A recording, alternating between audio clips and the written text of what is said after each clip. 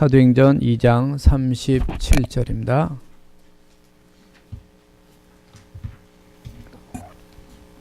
우리 다 같이 합독하시겠습니다. 시작. 그들이 이 말을 듣고 마음에 찔려 베드로와 다른 사도들에게 물어 이르되 형제들아 우리가 어찌할꼬 하거늘. 아멘.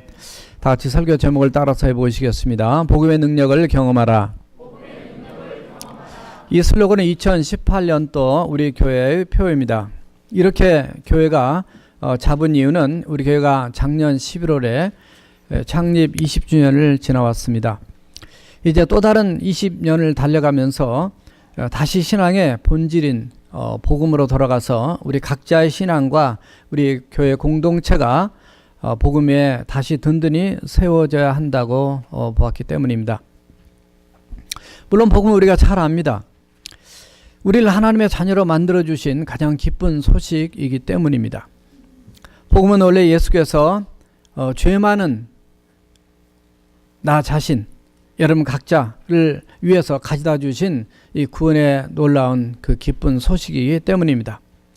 우리가 잘 알지만 이 복음은 헬라어로는 요한겔리온이라 되어 있습니다. 이 요한겔리온은 원래 유란 말이 이 좋다는 뜻이고 안겔로스가 소식이다, 또 소식을 가져온 자다, 전령이다, 뭐 이런 의미를 담고 있어요. 그래서 좋은 소식, 좋은 굿뉴스 뭐 이런 거를 그렇게 얘기를 합니다. 복음에 대한 말씀들을 많이 들어왔지만 이 요한겔리온이라는 표현이 어떻게 시작됐느냐 하면은 BC 538년에 페르시아, 성경은 바사로 되어 있는데 페르시아라는 나라가 이제 영토를 점점 오늘날 이란 쪽이죠. 확장해 가면서 유럽, 마게도냐 쪽으로 이제까지 점령을 하게 됩니다. 그때 부딪힌 나라가 그리스예요. 이 그리스는 작은 나라예요. 그래서 큰 왕국이 쳐들어오니까 그걸 감당할 힘은 없습니다. 그러나 남자들이 목숨을 걸고 거기에 싸우려고 나갔어요. 나갔는데 힘없는 또 작은 국가 그들이 감당하기 어렵죠. 한 달 정도 됐는데 아무 소식이 없습니다. 그러던 어느 날 어떤 병사 하나가 달려오더니 봤다, 싸웠다, 이겼다. 그렇게 하고 쓰러져서 죽었어요. 그때 그들이 하는 말이 바로 요한겔리온이라는 표현이었습니다. 요한겔리온, 기쁜 소식, 기쁜 소식 들었다, 기쁜 소식을 가져왔다.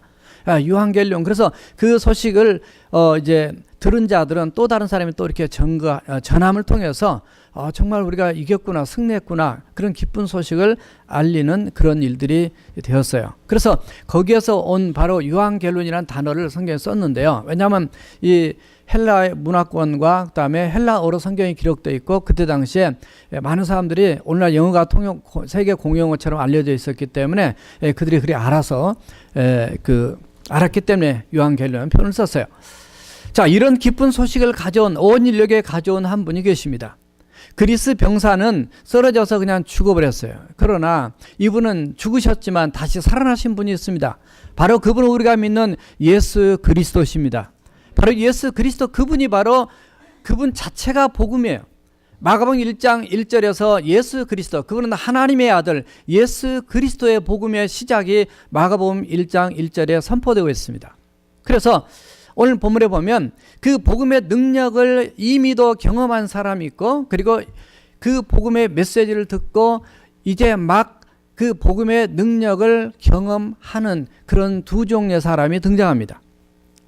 우리는 어느 편인지, 앞에 편인지 뒤에 편인지, 어떤 편이든 상관치 않냐고요. 올 한 해 우리가 다시 한번 예수 그리스도, 그분 자체를 통해서 우리에게 하나님께서 보이신 놀라운 하나님의 복음의 능력을 우리가 경험하고요. 경험해서 끝나는 것이 아니라 확신하고요. 그것이 더 나아가면은 오늘 본문에 등장하는 사도들처럼 선포하고요. 복음을 자랑하고 복음을 부끄러워하지 않냐고 복음을 땅끝까지 널리 선포하는 그런 하나님의 사람들이 다 돼야 될 줄로 믿습니다. 자, 그러기 위해서 이들은 어떻게 해서 이 살아있는 하나님의 복음의 능력을 경험했는지 오늘 본문의 말씀만 가지고 오늘 말씀을 세 가지로 정리를 했습니다. 첫 번째 따라서 해보십시오. 이 말을 듣고, 오늘 말씀에 보니까 그들이 이 말을 들었습니다. 누가 들었냐? 이스라엘 사람들이고 예루살렘에 모여온 사람들이고 이때 당시에 오순절이었기 때문에 세계 15개 나라의 사람들이 모여들던 그런 사람들이 이 말씀을 들었습니다. 사람이 듣는 게 중요해요. 왜냐하면 듣는 사람, 무엇을 듣느냐에 따라서 그 사람이 이 정체성이 또 그 사람의 존재가 그렇게 바뀌기 때문입니다. 이 듣는 게 굉장히 중요해요. 자, 그런데 이 복음을 전하는 데 있어서 오늘 베드로가 14절 이하에 보면은 사도들과 더불어서 담대하게 서서 외치기 시작을 합니다. 그런데 이때 그냥 복음을 먼저 전하기보다는 이 복음을 전하고 하나님의 말씀을 전하고 전도할 때 방해가 되고 이게 방해되는 거침돌이 되는 그 장애물이 되는 그런 생각들이 있습니다. 먼저 그것을 제거하는 모습을 오늘 발견할 수 있어요. 그냥 우리도 전도하다 보면 그런 일들을 경험하게 되는데 먼저 그런 것들이 제거되지 않으면 사람들이 자꾸 궁금하고 의심 갖고 딴 생각을 한단 말이죠. 근데 오늘 말씀의 백그라운드가 사도행전 2장 1절 이하에서부터 연결이 됩니다. 2장 1절에서 13절에 보게 되면 성령의 강림 사건으로 인해서 놀라운 성령의 그 충만한 은혜를 체험하고 은사를 받게 되고 그들이 담대하게 변화되어서 복음을 선포하는 이런 모습을 발견할 수 있어요. 이런 모습을 보고 세 종류로 나눠지게 됩니다. 많은 사람들이 하나님의 역사를 보고 놀랍게 여기며 정말 신비롭게 여기며 믿는 사람이 있고, 어떤 사람은 의심하는 사람이 있고, 어떤 사람들은 이 사람들이 아침부터 술을 취했나 이렇게 하면서 조롱하는 그런 사람들이 있었어요. 그래서 이 문제가 해결이 돼야 되는 거죠. 그래서 하나님의 복음은, 주옥 같은 복음을 선포하기 전에 이들의 지금 의심과 궁금증과 이런 문제점이 먼저 제거가 돼야만이 하나님의 복음이 선포되고 들어갈 때 이들이 그 말씀 안에 주님을 영접할 수 있는 결정적인 역사가 일어날 수 있기 때문에 그걸 제거하는 작업을 하는 거예요. 오늘 15절에 보면 지금이 몇 시인 줄 아냐? 지금이 3시다. 유대인 시간은 3시면 여기 시간 따지면 아침 9시입니다. 아침 9시부터서 술 취한 사람이 있겠느냐는 거예요. 왜냐하면 특별히 절기 때는 보통 아침 10시까지는 모두 금식을 많이 했다라고 하고 있습니다. 아침부터서 술 취한 사람이 어디 있어요? 그 정신 나간 사람들이죠. 우리는 그런 사람이 아니라는 것을 먼저 그들에게 선포하고 있고, 그 다음에 우리가 이렇게 지금 변화가지고, 그전에는 겁쟁이였지만 이제는 담대하게 나와서 하나님의 나라의 그 귀한 복음을 선포한 것은, 이거는 그냥 우리가 그냥 생각해서 된 것도 아니고, 이거는 요엘서 2장 28절에서 32절에 있는 이 말씀을 바탕으로 해서 이미 요엘 선자가 선포한 그 예언들이 성취된 거다. 하나님께서 말세에, 마지막 때에 예수님이 오신 뒤로가 이 말세가 시작이 됩니다. 왜냐하면 구약에서 말세는 예수님이 오신 것이 말세예요. 그러나 예수님이 오심을 통해서 말세가 시작되고, 지금은 말세 중에 말세라고 이렇게 보죠. 말세에 하나님께서 내 영을 너희에게 부어주겠다. 그래서 어린아이는 예언할 것이요, 청년들은 비전을 보고, 늙은이들은, 성경 그대로 표현했습니다. 늙은이들은 이 꿈을 꾸리라. 이거는 나이를 초월해서 하나님의 영, 하나님의 성령이 함께하게 되면 누구든지 하나님이 쓰시게 되고, 누구든지 하나님의 나라를 보게 되고, 거기에 헌신하게 되고, 하나님께서 놀라운 역사를 이루는 도구로 쓰임받을 것이다. 16절에 보면 하나님께서 이 하나님의 영을 남종과 여종에게 부어주신다고 말하고 있습니다. 남종과 여종, 신분적 차별을 초월한다는 거죠. 어떤 사람은 그냥 이 높은 자리에 있는 사람도 있고, 또 돈을 많이 가진 사람들과 많이 배운 사람도 있지만은, 그때 당시에 노예가 이 로마의 노예를 6천만 명 정도 보는데, 엄청나게 많은 그런 사람 중에도 예수 믿으면 성령 충만을 받고 그들이 변화되어서 하나님의 자녀가 되는 그런 놀라운 이 복음의 차별하지 않는 복음의 놀라운 역사를 지금 선포하는 거예요.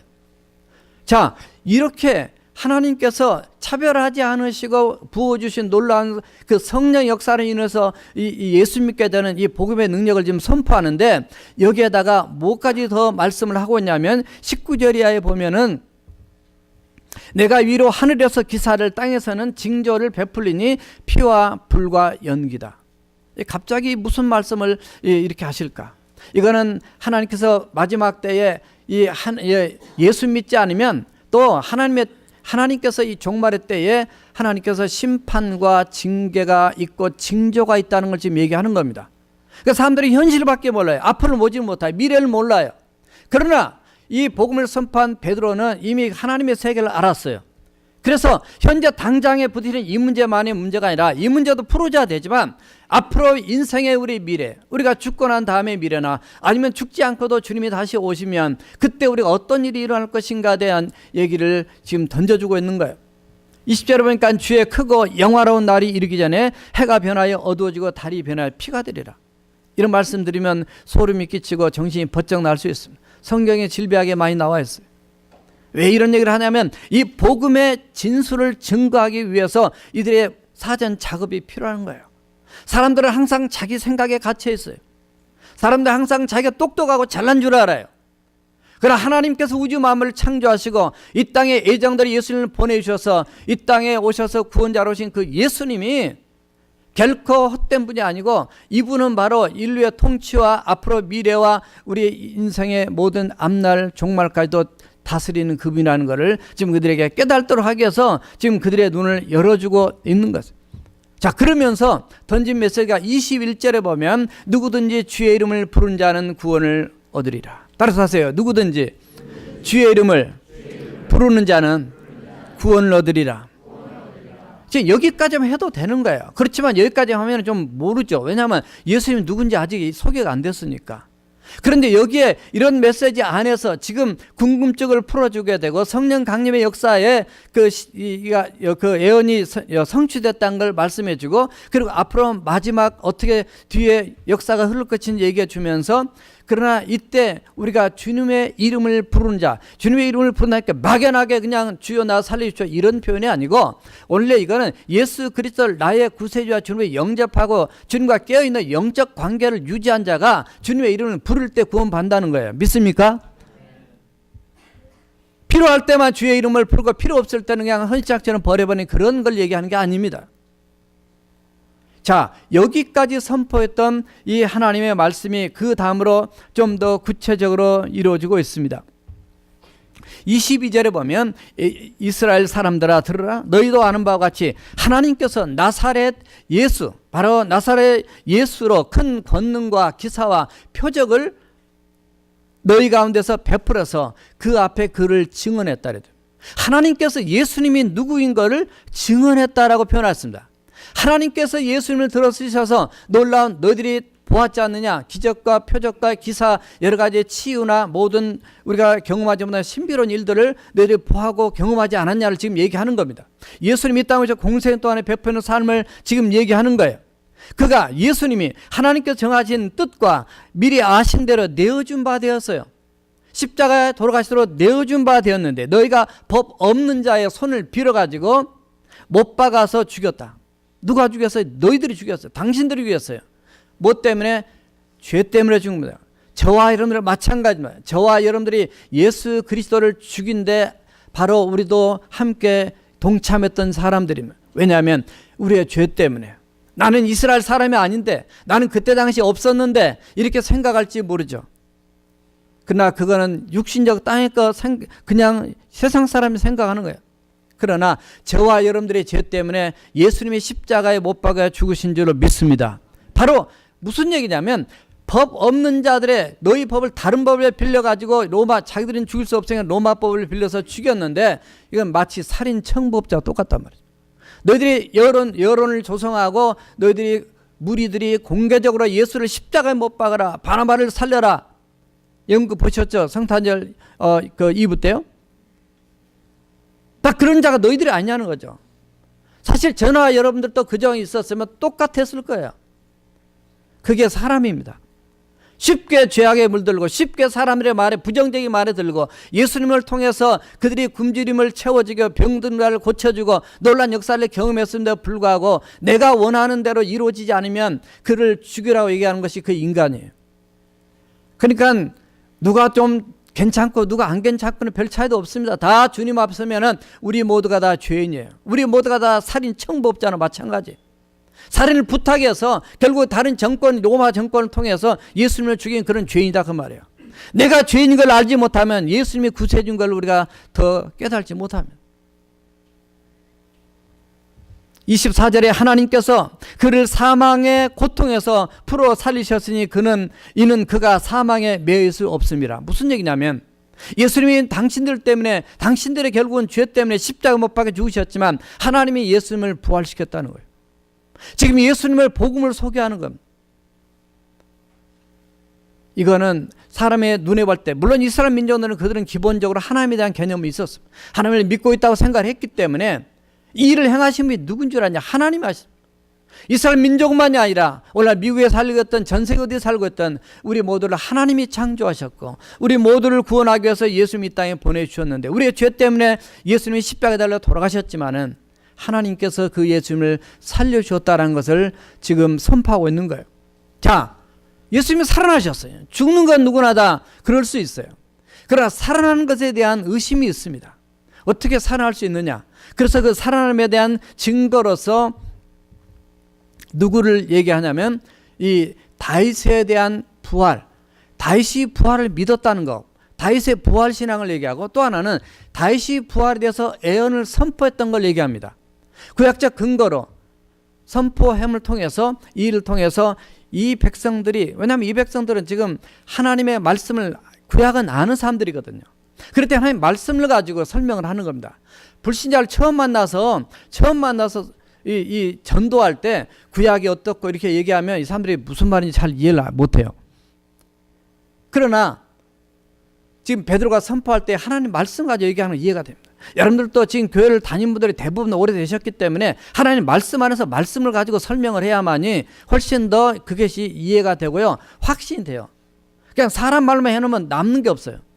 하나님의 말씀을 들으면서 하나님의 말씀으로 확신을 갖고 하나님의 말씀을 듣는 데 끊는 것이 아니라 하나님의 말씀을 스스로 보고 또 이 먹고, 그래서 정말 하나님의 말씀을 가까이 하는 저와 여러분들이 해야 할 줄 믿습니다. 다윗이 29절 이하에 다윗에 대한 얘기를 합니다. 형제들아, 내가 조상 다윗에 대하여 담대히 말할 수 있노니 다윗이 죽어 장사되어 그 묘가, 그 무덤이 오늘날까지 우리 중에 있다. 지금 다윗과 예수님을 비교하며 설명합니다. 왜냐하면 이스라엘 백성들은 다윗을 굉장히 높이 쳐주거든요. 아브라함을 굉장히 높이 쳐거든요. 모세를 굉장히 높이 치거든요. 그런데 그 다윗이라는 분, 왕이 예수님에 대해서 어떻게 됐냐를 지금 깨닫게 해주고 있어요. 30절에 보면 다윗은 선지자라 하나님이 이미 맹세하사 그 자손 중에 한 사람을 그 외에 앉게 하리라 하심을 알고, 사무엘하 7장 12절에 보면 그런 예언의 표현들이 등장합니다. 31절, 미리 본 거로, 누가 미리 봤다고 했냐면 지금 다윗입니다. 미리 본 거로 그리스도의 부활을 말하되 그가 음부의 죽음의 자리에 버림이 되지 않고 그의 육신이 썩음을 당하지 아니하리라 했단 말이죠. 이게 지금 어디 나온 말씀이냐면 시편 16편 8절에서 11절에 있는 말씀을 지금 인용해서 지금 베드로가 설교하는 거예요. 자, 이랬는데 32절에 보니까 이 예수를 하나님이 살리셨다. 다시 한번 앞부분에 이 부활에 대한 말씀을 이렇게 하셨는데 예수를 하나님이 살리셨다. 예수님이 십자가에 죽으신과 부활을 다시 한번 말씀하면서 뭐라고 표현하냐면 우리가 다 이 일의 증인이다 말이죠. 목격자다, 증인이다. 우리는 이미 체험했다. 복음의 실체된 예수 그리스도를 따라다녔고 만났고 십자가에 죽으신가 그 다음에 부활을 우리는 보았다. 이제는 보는 것은 끝나는 것이 아니라 이분을 우리가 알리고 선포하고 그리고 다른 사람도 예수를 만나도록 하기 위한 도구로 우리가 지금 하나님께 이런 역할을 하고 있다는 걸 지금 얘기한 겁니다. 자, 여기서 끝나는 게 아니에요. 예수님의 십자가와 부활에서만 끝난 것이 아니라 예수님의 이 복음의 메시지는 더 나갑니다. 33절을 보니까 하나님의 오른손으로 예수를 높이심에 이르렀어요. 오른손은 하나님의 권능을 의미하는 것입니다. 높이셨다는 것은 예수 그리스도의 승천을 의미하는 거예요. 그러니까 오늘 말씀은 예수님의 십자가 부활까지만 얘기하는 것이 아니라 예수님의 지금 승천을 말씀해요. 자, 예수님이 승천하셔야만이 우리가 뭐가 오냐면 성령님이 오셔요. 그것이 요한복음의 약속이에요. 그가 약속하신, 즉 예수님이 약속하신 성령을 아버지께 받아서 너희가 보고 듣는 이것을 부어주셨다. 다시 한번 그 성령님의 강림 사건을 통해서 제자들이 변화된 부분을 지금 설명해 주고 있어요. 34절, 다윗은 하늘에 올라가지 못하였으나 친히 말하여 이르되 주께서 내 주에게 말씀하시기를. 이거는 이제 시편 110편 1절의 말씀인데 주께서 하나님께서 예수님께 말씀한 거를 지금 다윗을 통해서 예언된 메시지입니다. 내가 내 원수로, 즉 예수님의 원수로 내 발등상, 발바닥 밑에 밟을 때까지 너는 내 우편에 앉아 있으라 하셨도다. 그러니까 예수님 돼서 우편에, 그래서 하나님께서는 부활 승천하시고 하나님 보좌 우편에서 지금 왕으로 세상을 통치하는 통치자로 계신다는 걸 지금 선포하는 거예요. 그러니까 지금 뭔 얘기냐면 예수님에 대해서, 예수님은 그냥 육신으로 오신 나사렛 그냥 시골 사람 이 정도로만 생각했던 그들, 그런데 예수님은 우리의 죄를 위해서 십자가에 죽으시고 부활하시고 하나님께서 승천시켜 주셔서 하나님 보좌 우편에 계신 이분, 그러니까 완전히 이 복음의 메시지를 들을 때 사람들이 바뀌는 거예요. 생각이 바뀌는 거예요. 눈이 떠지는 거예요. 저와 여러분들이 예수님에 대한 생각을 올 한 해가 되면서부터 이제 다시 한번 더 깊게 우리 주님을 알아가고 눈이 떠지고, 그래서 주님을 더 새롭게 깊게 믿어가는 그런 놀라운 축복의 기회가 되기를 주님의 이름으로 축원합니다. 자, 내 우편에 앉아 계셨다. 자, 마지막 결론이 이렇게 내립니다. 36절에 그런즉 이스라엘 온 집은 확실히 알아라 말이죠. 확실히 알지니 너희가 십자가에 못 박은 이 예수를 하나님이 주와 너희의 주인과 그리고 그리스도 메시아가 되게 하셨느니라. 여기까지만 딱 했어요. 예수 믿으라 이런 말 하지도 않았어요. 여기까지 했을 때 그들의 마음이 움직였어요. 놀라운 역사가 일어나기 시작을 했습니다. 여러분들에게 꼭 예수를 잘 믿읍시다 이런 말 하지 않아도 하나님의 성령께서 여러분의 심령을 터치하면 아, 예수님을 잘 믿어야 되겠구나, 올해는 정말 예수님을 똑바로 정체하게 잘 믿어야겠구나, 이런 마음의 역사를 성령님께서 여러분 마음을 터치하사 이루어질 줄로 믿습니다. 들어야 돼요. 아까도 말씀드렸지만 뭐를 듣느냐에 따라서 그 사람이 그쪽으로 바뀌는 거예요. 여러분들을 통해서 예수님에 대해서 부정적인 얘기를 자꾸 들으니까 옛날에는 예수님 보자, 예수님 만나자, 예수님한테 가면은 뭔가 떡고물에 떨어지겠지 하고 막 몰려갔는데 이제 예수님이 내가 원하는 그 정치적 메시아가 안 되니까 자꾸 부정적으로 얘기하니까 부정적으로 다 가버렸어요. 우리가 신앙생활할 때 마찬가지입니다. 우리가 사람의 말을 들으면 사람의 사람 되는 거예요. 하나님의 음성을 들으면 하나님의 사람이 될 줄로 믿습니다. 우리 하나님의 예수 믿다고 하면서 예수님의 말씀, 하나님의 말씀을 우리가 안 듣는다면 그건 안 되는 거죠. 로마서 10장 17절 우리가 그래야만 들어야 믿음이 생기거든요. 믿음은 들으면서 하나며 믿음은 들으면서 하나며 들음은 곧 그리스도 예수의 말씀이라고 로마서 10장 17절은 말씀하거든요. 그래서 여러분이 하나님 말씀을 많이 들어야 됩니다. 설교를 듣든지 간증을 듣든지 여러분이 성경을 읽으시든지. 오늘 아침에 우리 박경희 사람이 성경 읽기표를 가져왔어요. 목사님 준모가 지금 영어 성경으로 지금 3번째 또 읽었습니다. 그 집 아들은 지금 초등학교 2학년 때부터 1년에 거의 성경을 3번이나 읽고 있어요. 하나님의 음성을 꼭 귀로만 듣습니까? 눈으로 보고. 그래서 하나님 말씀 가까이 할 때 그 속에서 역사하신 하나님의 은혜를 체험해요. 아직은 어리지만은요, 하나님이 어떤 역사를 그에게 또 체험케 하고 또 그를 인도하실지 우리는 아무도 모르는 거예요. 우리는 자녀들 양육할 때 야 공부 좀 해라, 뭐 좀 해라 그런 얘기 많이, 야 성경 좀 보라 이런 얘기를 물론 집집마다 많이 하시겠죠. 믿습니까? 아멘 하신 분들은 더 잘하실 믿고. 어떻든 하나님이면서 부모 말은 잔소리예요. 그렇게 생각하면 그 잘못된 거죠. 자녀 자세도 잘못된 거예요. 부모 말은 하나님 말씀 다음으로 중요한 말씀인 줄 믿습니다. 아멘 하신 분들은 효자 효녀들이에요. 진짜예요. 다 커보면 그때서야 그때 우리 엄마 아빠 말이 맞았는데 이미 부모님 다 돌아가셨어요. 살아생전에 있을 때 자려. 살아생전에 차려야 돼. 우리 주님 앞에 정말 올 한 해는 하나님의 복음의 능력을 경험하려면 잘 들어야 되는 거예요. 믿습니까? 잘 들어야 돼. 하나님의 음성은 잘 들어야 돼. 자, 두 번째 따라합시다. 마음에 찔려. 복음을 듣고 마음에 찔렸습니다. 카타니소란 말인데 이 말은 헬라어로 마음과 양심을 깊이 찌르다, 마음을 격렬하게 요동시키다 이런 의미를 담고 있어요. 뭐가 찔렀을까? 예수님에 대한 생각을 바꿔주는 찔렸고요. 또 하나는 아까 이미 말씀 전했지만 23절에 너희가 법 없는 자들의 손을 빌려가지고 예수님을 못 박아 죽였다 이렇게 되는 거예요. 너희들이 살인자다 지금 이렇게 얘기하는 거예요. 너희들이 죄인이다 이런 얘기예요. 뜨끔한 거예요. 36절에 그런즉 이스라엘 온 점을 확실히 알지니 너희가 십자가에 못 박은 예수. 아니 언제 우리가 못을 박았어요? 로마 병정들이 못 박았지. 성경 그렇게 얘기하셨습니다. 우리가 죽였다라는 거예요. 우리 죄로 인해서 죽였다라는 거예요. 내 죄 때문에 예수님이 십자가에 죽으셨다는 거예요. 그런데 이 예수님을 하나님이 주와 그리스도가 되었어요. 부활시켜 살려버리셔서 이분이 진짜 너희의 메시아이고 너희 인생의 영원한 미래를 책임질 바로 주인이라는 거, 우리를 창조하신 그분이라는 거. 사람들이 예수님을 알지 못하고 몰랐는데 이제는 확실하게 알게 되었습니다. 자신들이 저지른 행동이 죄라는 걸 깨닫게 되었습니다. 예수님의 죽음이 당연한 걸 알았습니다. 죽음에 동조하고 함께 외치고 죽이라고 함께 동조했던 그들은 죄가 없냔 말이에요. 꼭 죽인 사람만 죄인입니까? 이미 그들은 그렇게 동조하고 십자가에 못 박으라 빌라도 총독이 이 대화를 갔다는 거 손을 3번이나 씌었어요. 이 사람은 죄가 없다. 그럼에도 자기들이 다 예수님을 죽이라고 해놓고 이제는 막상 누가 죽였냐 하면은 그 쏙 빠지는 게 이게 인간이에요. 기회주의자.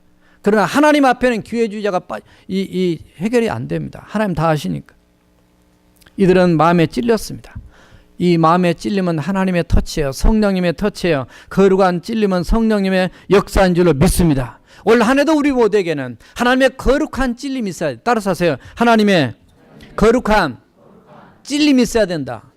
예수 믿어도 설교를 들어도 한 번도 찔리지 않는다. 그 사람은 죽은 사람이야. 시체는 반으로 찔러도 일어나지 않습니다. 그러나 저도 가끔 수지침으로 여기 찔러보는데 얼마나 아픈지 말이죠. 주여 10개를 어떻게 다 찌릅니까? 제발 빨리 끝나고. 제가 찌르면 저희 집사람 너무 깊게 찔러서 저한테 찔러달라지 말고 자기가 찔러요. 그 대단한 용기예요. 제가 찔르면은 집사람이 이게 얇게 찔렀는데 얼마나 아픈지 말이죠. 하나님은 저와 여러분들을 사랑하기 때문에 찌르신 거예요. 우리의 양심을 찌르시고 마음을 찌르시고 깨닫게 하신 거 놀라운 하나님의 은혜와 축복인 줄 알고 정말 그때마다 주님을 더 바라보는 역사 있기를 주님의 이름으로 축원합니다. 성경에 보니까 스데반 집사님도 똑같이 성령이 충만해서 복음을 전했습니다. 구약의 말씀을 인용해서 복음을 전했습니다. 그런데도 정반대 현상이 나타났습니다. 베드로가 설교했을 때는 많은 사람들이 내가 어찌할까 하고 왔지만은 스데반이 설교가 났더니 저놈 죽일 놈 하면서 돌 가지고 성 밖에 내쳐서 죽여버렸어요. 참 이해가 안 되죠. 하나님은 억지로 우리 사람 마음을 변화시키지 않는다는 거죠. 하나님의 특별한 경우, 사도 바울처럼 특별한 경우는 그를 꺾어서라도 변화시키지만은요, 하나님은 굉장히 인격적인 분이세요. 그래서 억지로 변화시키지 않냐고 우리를 권면하고 깨닫게 하고 또 하시지만은 우리의 마음을 존중하는 분이에요. 선악과를 따먹을 때 그냥 손을 탁 쳐가지고 내 이놈 이거 왜 따먹어 이렇게 하시면 하나님 얼마나 좋았겠냐고 사람들은 많이 그렇게 얘기합니다. 하나님이 이미 말씀하셨기 때문에 우리의 인격을 믿어주는 거예요. 그리고 잘못했으면 그에 대한 책임은 내가 져야 되는 거예요. 하나님은 우리를 사랑하시기 때문에 우리가 자발적으로 순종하기를 원하시고 그걸 더 기뻐하시는 거예요. 그러므로 저와 여러분들이 하나님의 은혜를 체험하려면요, 우리의 마음을 강팍하게 먹지 말고 하나님의 말씀이 내 안에 와서 찔림이 있을 때 주님 앞에 마음을 돌이키고 그분께 회개하고 그분께 우리가 순종으로 반응할 때 하나님의 놀라운 은혜가 정말 경험되는 축복이 있을 줄로 믿습니다. 요한계시록 3장 22절에 보면 예수님께 문 밖에 서서 우리의 마음을 두드린다고 표현하고 있어요. 아무리 두드려도 문을 안 열면은 안 들어가세요. 그냥 따고 들어가면 도둑이 되니까. 그 인격적인 분이에요. 그래서 네가 문을 열면 들어가서 내가 너와 더불어 너는 나로 더불어 먹으리라 교제한다는 거죠. 올 한 해는 우리 주님과 깨어있는 영적인 이런 릴레이션십 안에서 참으로 하나님과 저와 여러분들의 개개인의 관계가 더 깊은 관계. 찔리는 거는 하나님이 나를 사랑한다는 거예요. 성령님 나를 사랑하기 때문에 나에게 터치해 주신 거예요. 은혜예요. 그러므로 그 자체가 이미 하나님 경험한 거예요. 이미 찔림이 경험하지만 이제 그 상태에서만 스탑하면 안 돼요. 그 다음 단계로 더 나가야 되죠. 하나님은 우리를 사랑하시기 때문에 우리가 하나님 앞에 강팍한 마음보다는 부드러운 마음으로 열려있는 마음으로 우리 주님 앞에 나가서 하나님의 그 나를 사랑한 터치와 하나님의 임재와 하나님의 역사를 체험할 그런 저와 여러분들이 되시기를 주님의 이름으로 축원합니다. 마지막 세 번째 따라합시다. 우리가 어찌할꼬? 복음을 듣고 마음이 찔린 그들은 베드로와 다른 사도들에게 물었습니다. 형제들아, 우리가 어찌할꼬? 말씀 듣다가 찔림이나 도전을 받게 되니까 이 말씀을 내가 어떻게 해결해야 될지 모르니까 이제 물어본 거죠. 하나님의 우리에게는 이런 찔림이 왔을 때 저나 우리 교회 장로님들은 누구한테 안 물어봐도 돼요. 하나님께 나가면 되실 줄 믿습니다. 하나님께 물어보면 돼요. 그 순간에 찔릴 때 하나님 앞에. 그때 베드로가 38절에 말합니다. 베드로가 하루되 너희가 회개하고 각각 예수 그리스도의 이름으로 침례를 받고 주의 사함을 얻으라. 그리하면 성령의 선물을 받으리라 리드했어요. 찔리면 뭐가 찔리냐? 잘못했을 때 찔리는 거예요. 그러니까 회개하는 거죠. 회개는 마음의 찔림의 결과고요. 믿음의 출발은 자신이 죄인임을 깨닫는 회개로부터 시작되는 거예요. 침례를 받으라. 이거는 뭐냐면 나는 너를 위해 십자가 죽었는데 이제는 네가 십자가 못 박아 죽을 차례야. 원래 우리가 십자가에 예수님 죽으실 때 같이 죽은 거예요. 그러나 난 나대로 하나님의 결단이 필요한 겁니다. 영적으로는 주님이 죽으실 때 같이 죽은 건 맞지만은 내가 이제는 주님을 위해서 죽겠습니다. 내가 오직 주님만 나의 구세주라 주님을 믿겠습니다. 이제 공개적으로 공식적으로 하나님의 신앙 고백하는 거예요. 그래서 이 사건으로 인해서 3,000명이 예수 믿게 되는 41절로 놀라운 역사를 열매를 거두게 되는 걸 봅니다. 그래서 죄 사함을 받으라. 그리하면 성령의 선물을 받으리라. 예수 민자에게 성령으로 인쳐서 하나님의 자녀가 되는 징표로 하나님 주시겠다는 거죠. 오늘 말씀이 이리 됐지만 사실 앞부분에 복음이 하나 먼저 나왔어요. 그 21절에요. 누구든지 주의 이름을 부르는 자는 구원을 얻으리라 했어요. 주님의 이름을 부르라. 여러분 올해는 주님의 이름을 부르시고요. 찔림이 왔을 때 회개하고요. 정말 성령으로 충만해서 살아계신 하나님이 우리를 만져주신 은혜가 우리 주님의 은혜가 넘치는 저와 여러분들 해야 될 줄로 믿습니다. 우리가 주님의 이름을 부를 때 하나님의 성령의 터치와 다스림과 역사와 놀라운 하나님의 은혜가 우리에게 흐르기 때문에 죄성이 변해서 영성으로 바뀌게 되고요. 하나님의 놀라운 그 은혜를 체험하게 되는 놀라운 축복을 경험한다 그러죠. 주님의 이름을 부르라. 원래 이게 현재 분사형입니다. 현재. 항상 하나님의 이름을 부르, 하나님의 이름을 찾고 하나님의 의지하 나갈 때 내 마음 안에서 먼저 하나님의 통치와 다스림과 은혜가 일어날 때 진짜 그때 매일매일 경험하는 거예요. 꼭 무슨 사건이 터지고 무슨 문제가 일어나서 그것을 해결을 받아야만이 하나님을 경험했다는 게 아니고 하나님과 날마다 우리가 동행하고 하나님 임재를 체험하면서 주님과 함께 살아가는 자체가 하나님을 경험하는 놀라운 복음의 능력의 그 축복된 삶인 줄로 믿습니다. 따라서 하세요. 우리가 어찌할꼬? 내 죄만의 문제가 아닙니다. 다른 사람의 아픔을 가지고도 주님 어쩌면 좋겠습니까? 어찌할꼬? 세상이 돌아가는 죄악과 잘못된 걸 보면서도 하나님 앞에 아뢰면서 주님 어떻게 하면 좋겠습니까? 주님 앞에 나갈 때 정말 하나님께서 놀라운 은혜를 주시도록 우리가 어찌할꼬? 우리 하나님의 성령의 역사로 복음의 능력을 경험하게 되면요. 영적 세계를 보는 시각이 달라집니다. 내 자신을 보는 시각, 세상을 보는 시각, 예수님을 보는 시각이 달라지고 믿음에 더 확신을 갖게 되고요. 우리의 가치관과 세계관이 달라지고 세상과 환경과 사람에 대해서 두려워하지 않게 됩니다. 베드로처럼. 우리 인생을 사는 비전과 목적이 달라집니다. 확신이 있고 기쁨이 있고 자유가 있고 그래서 복음을 나만 갖고 있고 안타까워서 선포하게 됩니다. 그러므로 어떤 어려움이 오든 간에 주님 어떻게 했으면 좋겠습니까? 어찌할꼬? 하나님께 쏟아놓으므로 올 한 해는 정말 살아있는 하나님의 성령 역사로 그 복음의 놀라운 능력들이 우리 안에 놀랍게 체험되는 축복이 있기를 주님의 이름으로 축원합니다. 우리 함께 통성을 기도하시겠습니다. 이 말을 듣고 마음에 찔려 우리가 어찌할꼬 했던 그들이 정말 결단하고 예수 믿음을 통해 3,000명이나 구원받은 놀라운 역사처럼 이때 경험한 사람들은 그들만 경험한 게 아닙니다. 바로 베드로와 사도들도 같이 경험을 하게 되었습니다.